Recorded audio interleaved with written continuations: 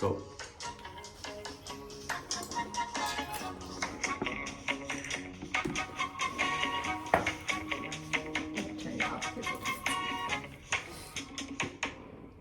Welcome, Addison. Hello, Carlos. Episode número 28. Yes. You know what that means? No. 28. 28. There you go. Nice. And look there. What do you think about our new setup over here, huh? It's a little different than the usual setup. It would be nice if I could see it. For those of you who know, Addison is almost legally blind. And she's wearing these glasses. You can wear it. They just look weird on you. Not the glasses. It's just the reflection of the light that we have here. For those that are watching it on YouTube, they can see your looks. For those who are listening through podcast, they can't, but she looks funny. It looks like alien eyes. Yes, so I am really excited about our guest today. Mm-hmm. Why? Because Ron, I can't say his last name. Ron Pereira. Thank you.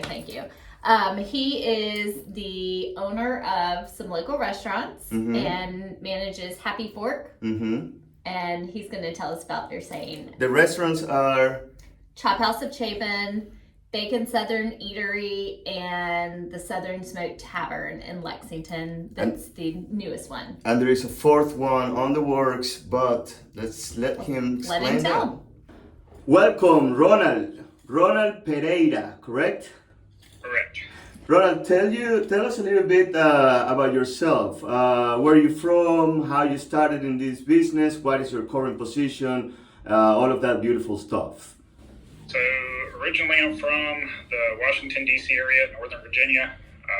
I've been down here in the Carolinas now for 22 years. I'm going to show my age here in a second. So of that, about 10 of it was down in Charleston and 12 of it here in the greater Columbia area. So I'm officially more Carolina than anywhere else. I've been in the food industry, I'm just going to say industry, since I was 15, washing dishes. So I was the head dishwasher, if you will, for several restaurants until I could wait tables. Started waiting tables at Red Lobster, believe it or not, when I was 18 years old. I moved down to Charleston, and I worked at several restaurants down there on the peninsula, and kind of, vowed to myself that I would get out of the restaurant industry no matter what it took. Restaurant industry is a very tough industry, but it's, at a young age, it's very easy, quick money. And as I got a little bit older, I was trying to do everything I could to get out.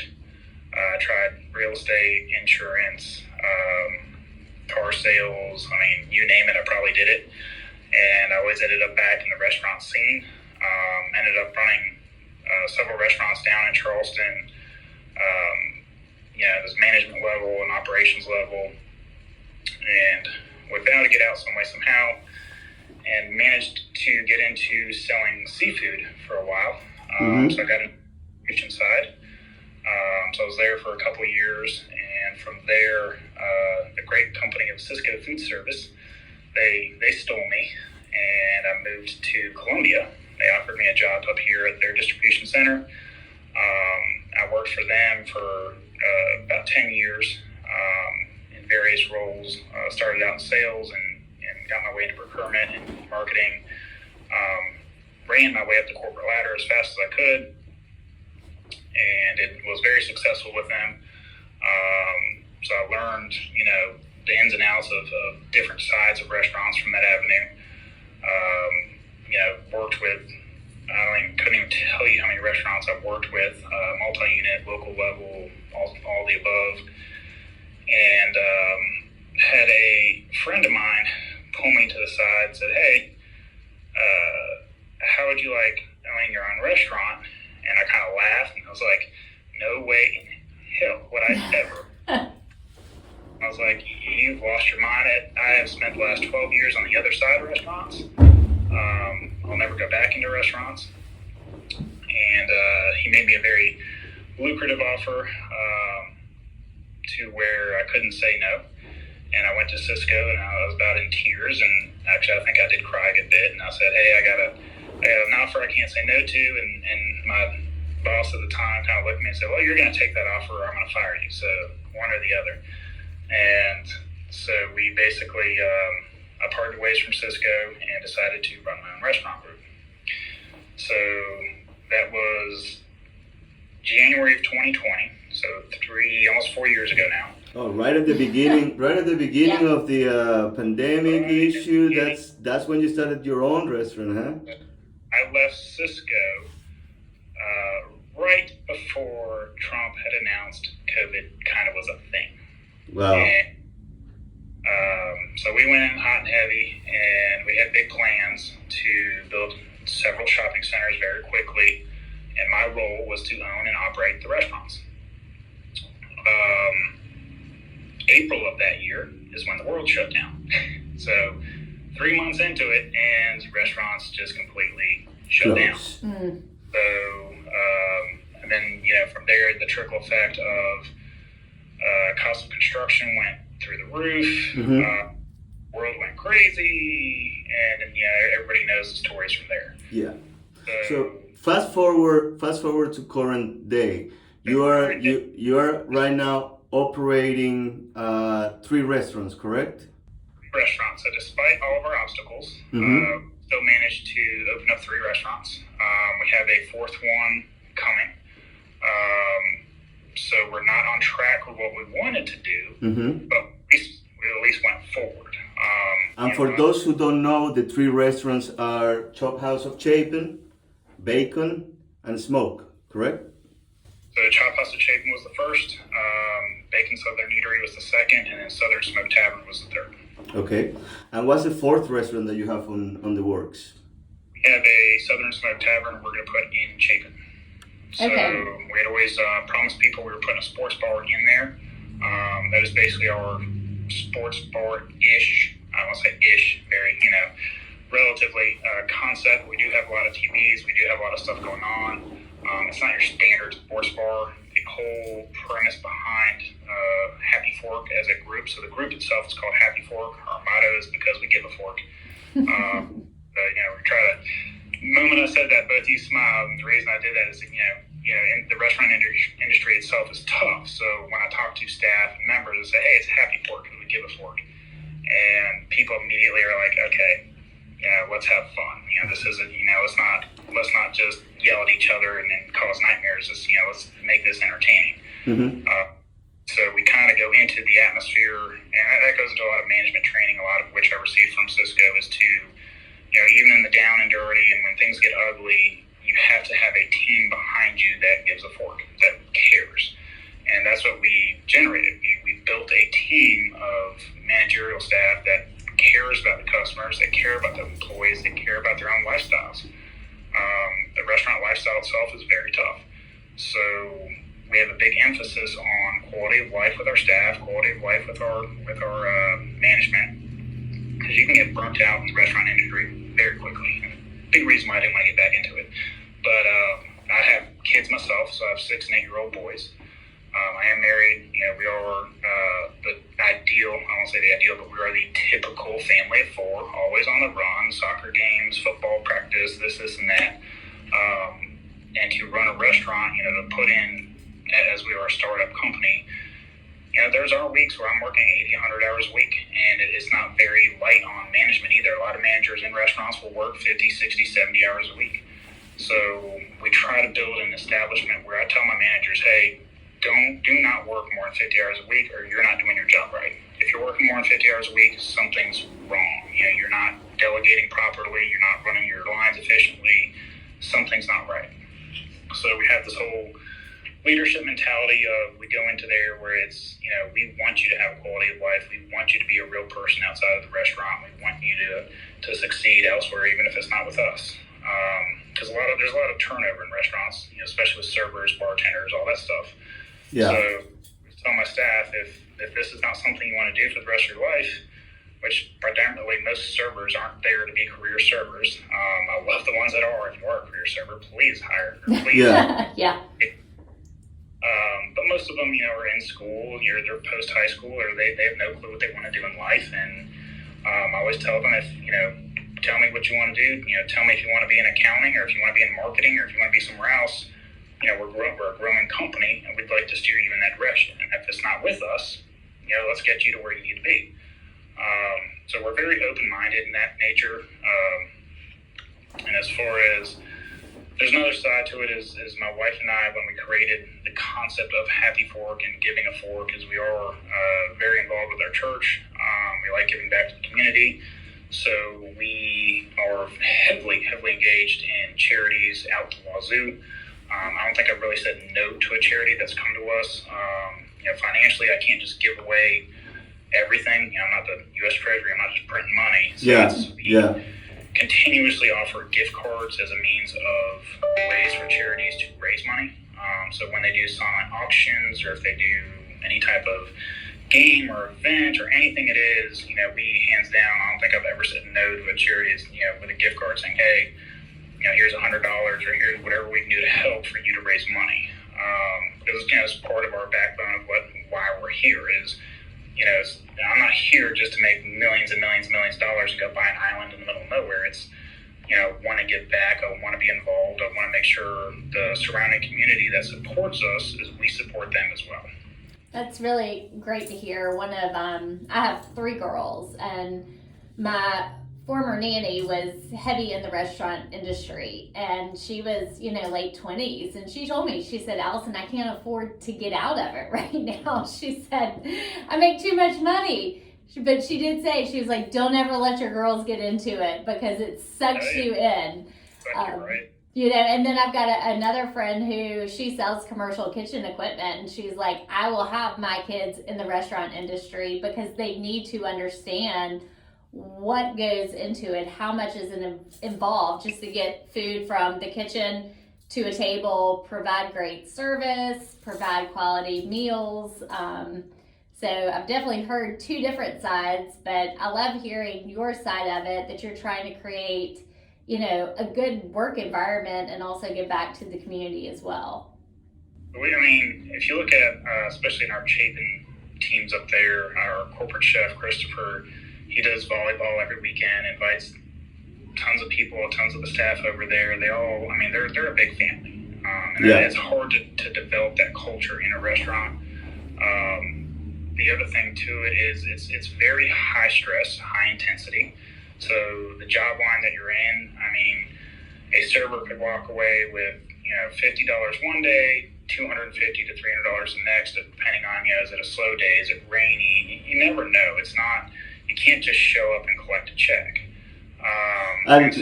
Ronald, yes, sir. Since you're touching that subject, because that's a conversation that we actually were having earlier today, the subject of the tips and servers earning their tips, earning their paycheck through depending on how well or how bad the restaurant does every day. I compare the system that we have here with the system that you see in other countries. For example, in Europe, it's very rare a tip over 10%, or even a tip period. Because you said most of them are salaried. Correct. Now their salary is a little higher than server here in the United States, but you don't see that tipping culture. Do you have any opinion on where do you see that this is going? There's a lot of people that are complaining that the tips are increasing from 15, 20%, 30%. You know what I'm talking about. Oh yeah, so that all, it's inflation based. If everybody wants to drive Ferraris, then a server has to make $300 an hour. If it's okay to think that a server shouldn't be driving a Ferrari and they should drive a Honda Civic, then we pay them what they get paid now. So, if society comes around and says, hey, everybody should be getting paid this, then, everything's going to go up in price. If you look at food costs in the last 3 years, it is almost doubled. Literally, and that's a hard number. When I try to tell people those are real numbers. The cost of chicken wings went up 400% during COVID. Wow. Not 4%, not 5%, 400%. So I actually talking to the average server who says, okay, well, I don't want to make $2.13 an hour plus tips. I want to make, $15 an hour. All right. So if me as a restaurateur, owner of the restaurant company says, okay, I'm going to pay all my servers $15 an hour. I can no longer sell this burger for $15, whatever it is, $15, $10, whatever the burger price may be. Now my burger price is $20 because I have to cover that cost if the patron does not want to pay for the tip. And it's the same conversation with credit card fees. So if I build that cost into the food, one way or the other, you, the customer, are going to pay for it. No matter what you try to finagle the math is math. You cannot break it. 1 + 1 = 2. You will never break math. So if you want to say servers deserve $15 an hour, cooks deserve $25 an hour, that's fine. We will have an exclusive menu, but your burger is now $30. It's no longer $10. And then people go, I can't afford that. Okay. Well, then servers are $2.13 an hour and cooks are $20 an hour. And please try to tip them over 20% because they got to pay for burgers too. Oh, I can't afford, that's too much. We shouldn't be tipping them that much money. Okay, well, should I put up an ATM machine and load it up with money and say, hey, come get us all the free money you want? Yeah. It doesn't work that way. You had a social media post, which was actually what inspired me to tell Carlos, hey, we need to have him on a few weeks ago, addressing some complaints, I believe, from customers. And you did a breakdown of the cost of doing business in a restaurant. And I have to say that was completely eye-opening for me. I think as a whole, we all understood that everything has gone up with inflation in the last 3 years. But the way you broke it down, there was quite a few of us actually had a conversation about it in our office. And it was, I really enjoyed it. And it makes me think twice now when I look at a menu and go, oh my gosh, this is so much more than it was even 6 months ago. Well, now I understand a little bit better as to why.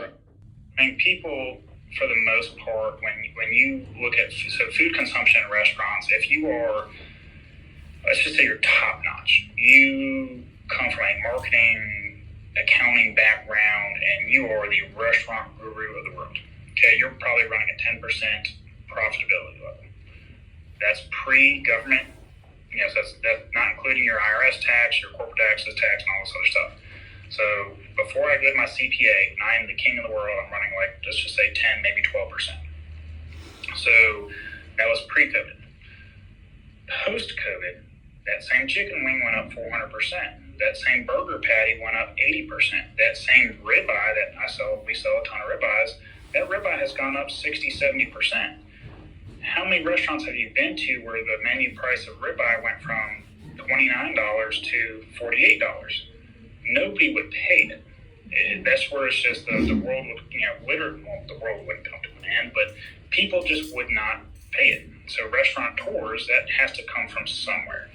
And now the PPP money was a huge thing, EIDL, ERTC Act, there's all these government programs that came out here and said, hey, have this money, this will help. Well, that money ran dry so fast, I didn't get a penny of it. I wish I would have. I started my business in 2020. The only way you qualify was pre-2020. So if you started a business in COVID, you're screwed. Excuse my French. Yeah. Started a business pre-COVID, hey, government money, come get it.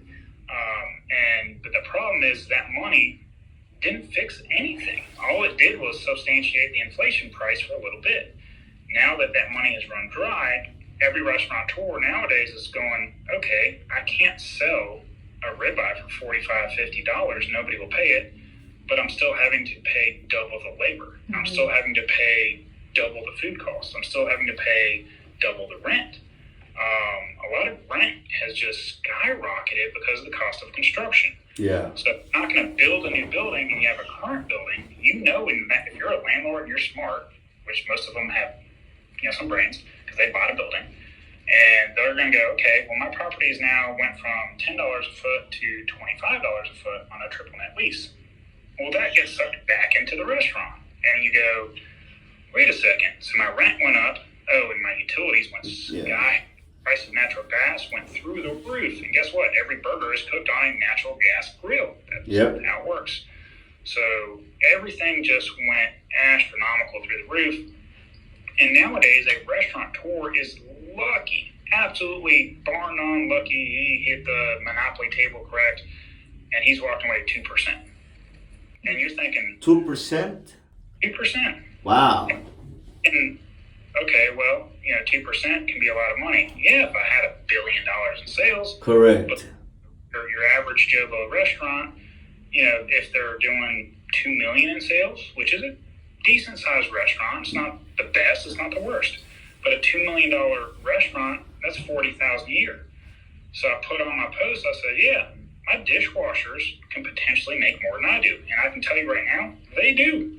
So because it's if I do everything perfect, contract everything perfect, fight with the credit card companies, fight with the distributors, fight with everybody on the planet, which I come from distribution. I know all the tricks of the trade.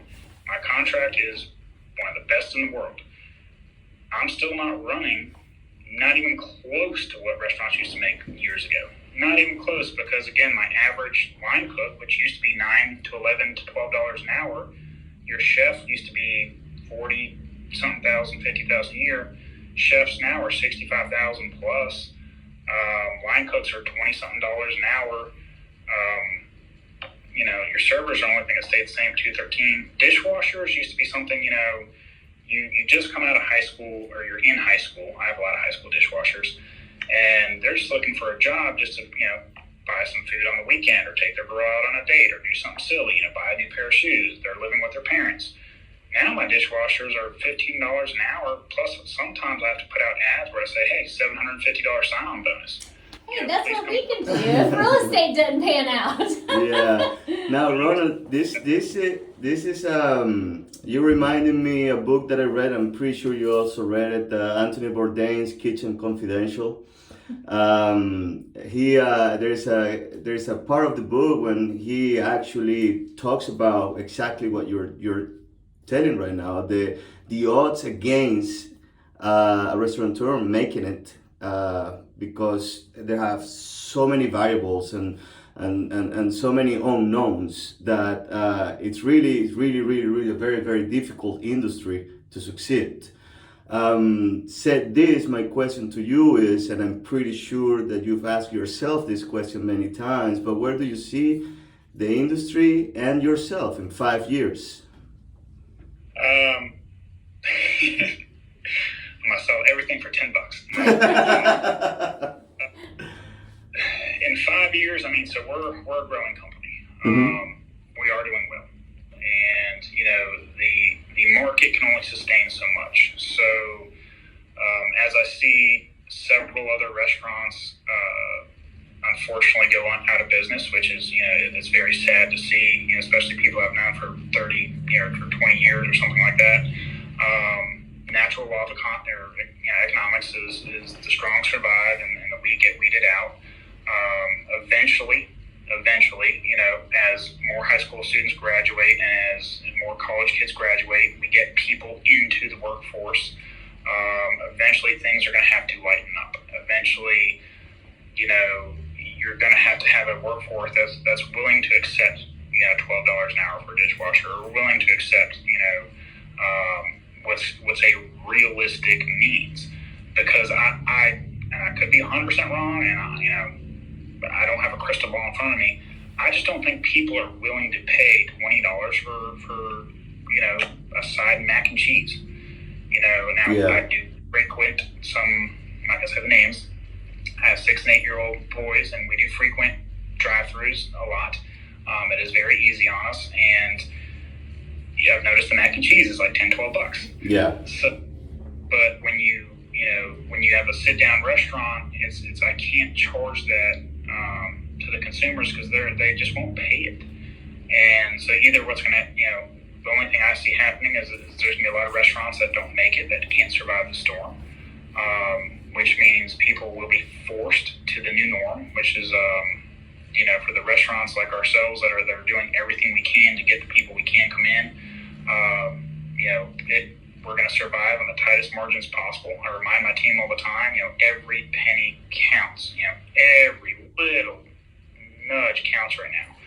And to weather that storm to where, 5 years from now. So I would like to see myself owning probably 12 or more restaurants in 5 years. 1 to 2% on $20 million. Yeah.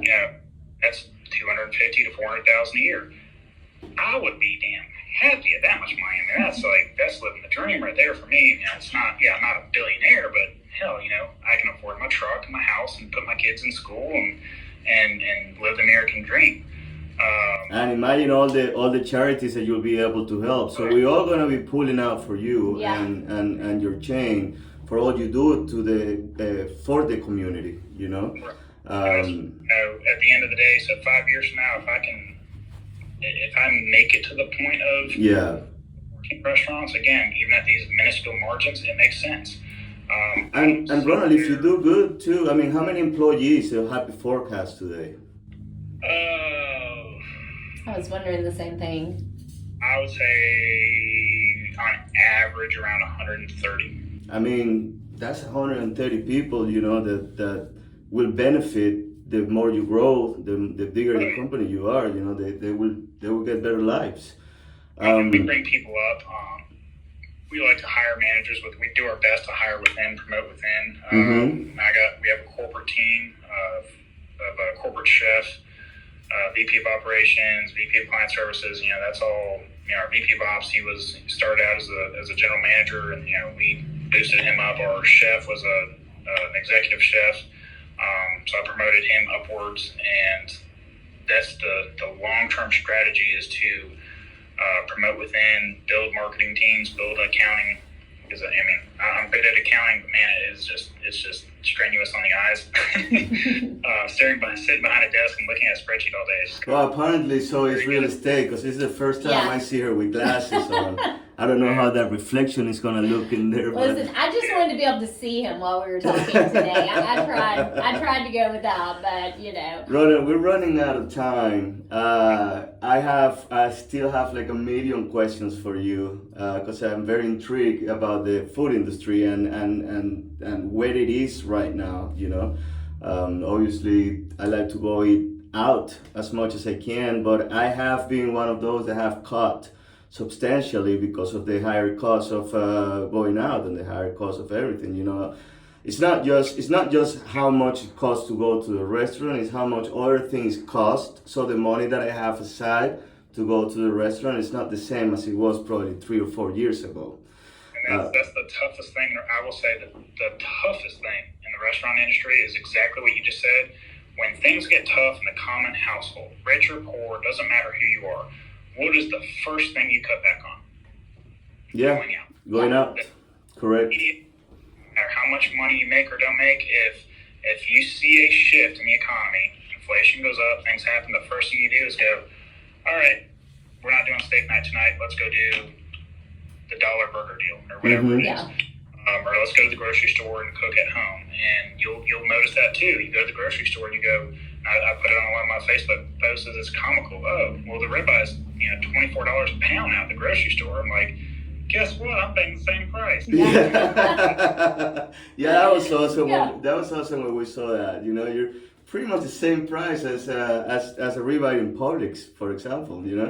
So it's way better. I mean, your ribeye, the one that you have in Chophouse of Chapin, is way better than the one that I make home. And I think that I make a very good ribeye, but you do have that extra flavor in there that for whoever is listening or watching and hasn't tried it, make that effort, go to Chapin of Hotel. It's going to be well worth it. And y'all been doing some specials lately too, have you not? I'm throwing out all the marketing punches, if you will. So we're trying to basically become a lot more affordable because I do understand where the economy is going. So my theory, again, I'm slashing my own margins. I'm not getting any discounts on what I'm doing by what I'm doing, but it's my theory is bring more customers, bring more affordability to the end customer, and beat it in volume. So if I can entice you on a $29 half-pound lobster tail or a 1-pound New York strip for $25, I'm not making pretty much any money. But tell you what, if you buy a Tito's and soda or you buy a glass of wine, I have a good chance of at least coming out with something. Yeah. And it's one of those, what we used to call the free leader program. So it's a giant free leader program in a lot, more complex anxiety or way. But the goal is get you in there, see if you can't spend a little bit more money somewhere else on the menu, appetizers, alcohol, all that other stuff, and beat the margin by sheer volume. Now it's a ploy I'm pulling right now. It's working. It's actually, we've had a lot of positive feedback on it. So Good. We're not going to reduce our quality. We're not where my goal is actually to increase our quality, increase our service. That's the other thing too. When the economy downshifts, a lot of restaurants like to pull back on their service, and I said nope. It's increased service. We have to be number one service at all of our units. We have to be number one in quality at all of our units, and then we're going to drop the price. And then a normal economist would look at me and go, "You're an idiot." I'm like, "Nah, I'm going to beat it on volume." So, because it's a scary world out there, and you're on a budget. Both of you are on a budget. I'm on a budget, and if you're going to go out and eat, you're going to go eat somewhere that makes sense, that you feel like I won. You go to Chophouse and you get a pound steak, you go, I won. Like, this is worth my $25. Yeah. I agree. That's where I'm going after that right now is letting people feel like, hey, you're king of the world, queen of the world, and we're having fun with it. I'm putting a lot of silly things on there. Definitely, I'm being myself, and that's where I definitely pulled the reins back. So I'm just gonna be myself. Let's see what happens. Hey, you're finally being a happy fork. Yep, I'm all smiles and having fun with it, and it's working. It's definitely working. So we appreciate all the support from the communities, and we've had a blast doing it. Well, that's great. Well, we wish you all the best, and we're right here in Chapin, so we'll definitely be out to your restaurants very soon, and looking forward to the new one that's coming our way. Perfect. Well, thank you all so much. All right, Ronan, thank you. Have a good Take one, care. and see you around again in the restaurant. Yeah. That was eye-opening. That was very interesting. Like I told him, I read his social media post, and You need to describe what the social media post is for those who didn't see it. well, y'all need to go to his page and read it. But he really went through why the cost of food in restaurants has gone up so much, and he broke it down into, it was probably 15 different factors. Yeah. But it really helps you to understand why the cost has gone up. I think we can all go to the grocery store and go, gosh, food's gone up so much. But then when you sit down in a restaurant, you almost get sticker shock, I think. Yeah. More so than in a grocery store. So it was really eye-opening, and just hearing more of what, he's been through with the restaurant business. And oh my gosh, how about opening it in the middle of COVID? Yeah, and working on at those profit levels, it's so risky when you operate on a profit level of 2-3%. Any little thing that goes wrong will affect that bottom line, and it's just a big risk. I mean, like, you can tell that a lot of people that are in this industry are doing for the love of the industry. Absolutely. Which is kind of interesting because it's such a hard industry. I mean, how many people are listening that have worked on a restaurant? Pretty much a lot. I want to say, a lot of people started their careers or started their professional careers, as a server, as a dishwasher, as a hostess, as a host. It's a good entry level, and I must say, I tip my hat for those that stick to it. Long hours. A lot of stress. That's a lot. So when people are in Chapin or Lexington, try and support Happy Fork as much as you can. Yeah, let's appreciate what we have, because we don't know. We don't know if it's gonna be there tomorrow. We don't know if anything. And right now, it's a pretty good deal. Right now, it's actually very good quality food. It's a beautiful environment. If you walk to, you've eaten at Bakon, right? They have the best pimento cheese grits. They have really good food, really, really, really good service. And the prices, as you can tell, you know, it is what it is. Yeah. You know, it might be something that you don't spend for breakfast, lunch, and dinner. You know, but it's definitely worth it. It's definitely worth it a try. It is. Go check them out. All right. I guess that this is it. 30 minutes. Yeah. I want to say goodbye. Let's talk a little bit more. Goodbye. Goodbye, guys. See you next week.